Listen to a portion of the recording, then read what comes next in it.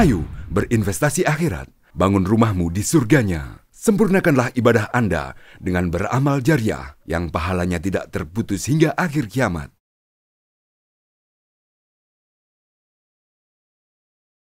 Bismillahirrahmanirrahim. Assalamualaikum warahmatullahi wabarakatuh. Bismillah walhamdulillah. Wala hawla wala quwata illa billah. Allahumma salli wa sallim ala sayyidina Muhammadin wa ala alihi wa sahbihi wa mawala wa ba'du. Para pemirsa TV Masjid Raya Al-Akbar Kota Sorong rahimakumullah. Alhamdulillah kita bersua kembali dalam kajian kitab Riyadhus Shalihin, dan alhamdulillah kita ingin melanjutkan pembahasan tentang babun fil iktisadi fil ibadah. Satu bab tentang kesederhanaan dalam beribadah.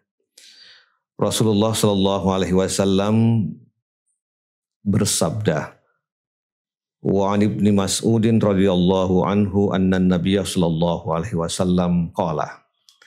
Dari Ibnu Mas'ud yang diridhai oleh Allah atasnya bahwa Nabi Shallallahu Alaihi Wasallam bersabda, halakal mutanatti'una qalaha thalathan rawahu Muslim.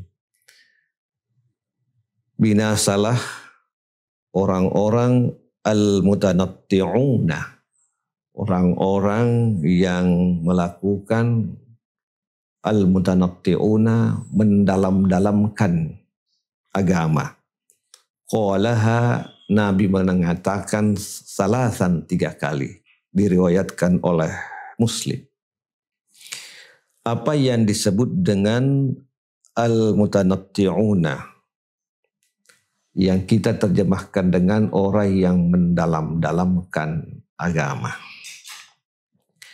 yaitu penulis kitab Riyadhus Shalihin mengatakan al-muta'ammikuna syadiduna fi ghairi mawdi'it tasydid, yaitu orang-orang yang mendalam-dalamkan ya pemahaman tentang agama pada tempat yang tidak ketat.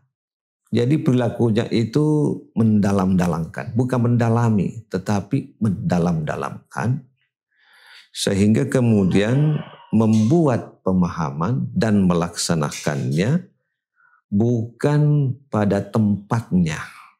Ya, jadi perilakunya itu sangat ketat dalam menjalankan agama, tetapi bukan pada tempatnya.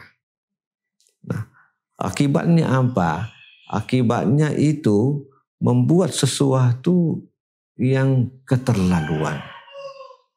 Nah, padahal agama ini mudah, tetapi tidak dimudah-mudahkan. Ya, tidak juga susah. Ya, sehingga jangan dibuat susah dan susah.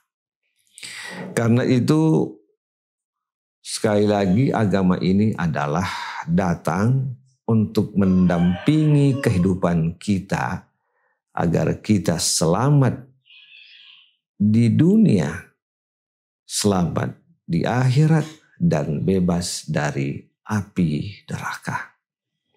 Rabbana atina fid dunya hasanah wa fil akhirati hasanatan wa qina adzabannar. Jadi keselamatan, kebaikan di dunia, kebaikan di akhirat, dan kebebasan dari api neraka. Pada hadis yang lain Rasulullah Shallallahu Alaihi Wasallam memberikan pandangan seperti diriwayatkan dalam sebuah hadis bahwa ada orang itu puasa terus menerus, sehingga kemudian tidak ada lagi jalan atau kesempatan untuk memperbaiki kehidupannya. Ada orang tidak mau kawin, tidak mau menikah, khawatir mengganggu dalam hal ibadah. Nah, ini keterlaluan. Nah, itu kan ada hadis Nabi Shallallahu Alaihi Wasallam, an-nikahu sunnati, nikah itu adalah bagian dari ajaranku. Faman raghiba an sunnati falaysa minni. Siapa yang tidak setuju atau menolak dan tidak senang dengan sunnahku, falaysa minni, bukan dari umatku, bukan dari golonganku. Maka kita itu ya diberi kesempatan untuk menikah. Nah, itulah sebabnya dalam Islam ini kita mengenal bahwa tujuan agama ini mengatur kehidupan kita. Oleh ulama menetapkan pertama, hifdun nafs, memelihara jiwa. Jiwa ini harus dipelihara. Ada orang mengatakan, ya biarlah saya mati. Oh, enggak boleh. Jiwa ini harus dipelihara. Makanya ketika kemudian dalam kondisi darurat, tidak ada lagi yang kita bisa makan. Dan dalam dugaan yang kuat, kalau kita tidak makan itu, maka kemudian kita bisa mati. Kita bisa meninggal dunia. Nah, hifdun nafs, kita harus pelihara jiwa kita ini.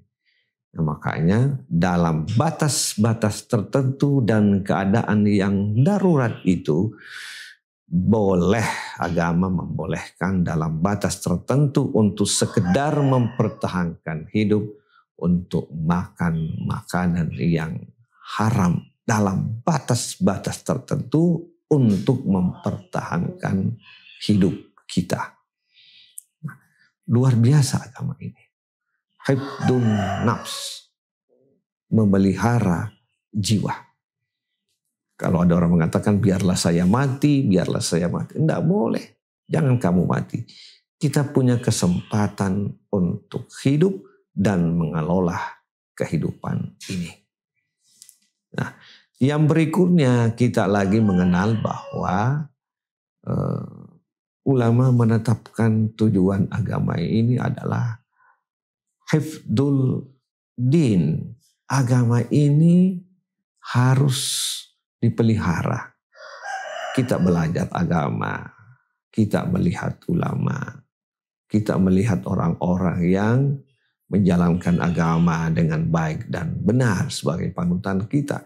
Tetapi jangan kita juga terlalu ke kanan, terlalu ke kiri, membuat agama ini rumit, susah. Agama ini datang untuk mengatur kehidupan kita, untuk kita selamat di dunia, di akhirat, dan bebas dari api neraka. Agama, kita tidak boleh untuk puasa terus-menerus, membuat dia kurus. Nah, tidak ada lagi kesempatan. Kita lihat bulan Ramadan datang, 30 hari atau 29 hari, tetapi pada malam hari itu kan masih ada kesempatan kita untuk menikmati makan dan minum serta berinteraksi dan melakukan hal yang dibenarkan agama terhadap istri kita. Ini luar biasa. Oleh karena itu, mari kita melihat agama ini bukan sebagai beban, tetapi agama ini adalah sebuah kebutuhan yang mengantar kita pada kebahagiaan dan dunia akhirat, serta menyelamatkan kita dari api neraka. Kita mengamalkan ajaran agama ini tidak dalam keadaan ekstrim kanan ataupun ekstrim kiri, tetapi kita meletakkan pada wilayah kesederhanaan dalam beribadah kepada Allah Subhanahu wa taala, meskipun seluruh aktivitas kita itu diniatkan sebagai ibadah untuk mencari keridhaan Allah Subhanahu wa taala. Kita makan, kita juga itu adalah beribadah. Kita berusaha, kita juga beribadah. Kita menuntut ilmu, kita juga beribadah. Kita membantu orang lain, itu adalah ibadah. Kita ini menggunakan kata-kata kami, bukan sendiri. Nah, ihdina as-siratal mustaqim. Tunjukilah kami jalan yang lurus. Demikian dalam surah Al-Fatihah. Kita adalah makhluk sosial. Kita adalah makhluk yang hidup di tengah-tengah masyarakat. Ya, tubuh kita ini punya hak untuk istirahat. Tubuh kita ini punya hak untuk memperoleh gizi. Tubuh kita ini punya hak untuk menikmati kehidupan dengan baik.